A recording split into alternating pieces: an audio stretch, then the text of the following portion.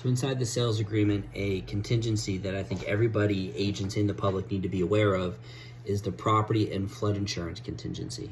This is located on your sales agreement during where you're either going to elect or waive certain inspections to do. I think one very important one now is the property and flood insurance contingency, basically due diligence period.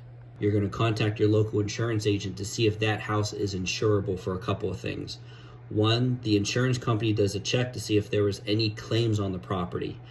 If there was a claim on the property, that can make it less desirable, especially if they were recent, which could cause it to be more expensive to insure. Another thing is that if the mechanicals are older, or even the roof, and insurance companies, I'm running into an issue now where I have an older roof and they want me to replace the roof, which just isn't happening. I got to knock on another door.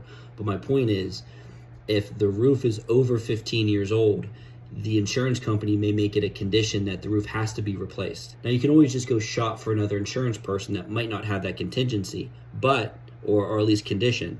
But what you run into is that if you're inside of a sales agreement and you only have 15 days for your inspection contingency or due diligence period, you might not have a mechanism to get out of. If your insurance agent drags their feet in getting all this stuff processed, you need to get the full quote in its entirety. And if that insurance company is going to require something physical to be done to it, what you don't want is your insurance agent to give you one bid of, hey, it's going to be $900 to insure the property. And then 3 weeks before closing, the insurance adjuster goes out there and says, wait a second, I want a new roof on this thing. And it kind of throws a grenade in your deal because you have no mechanism to get out of it now.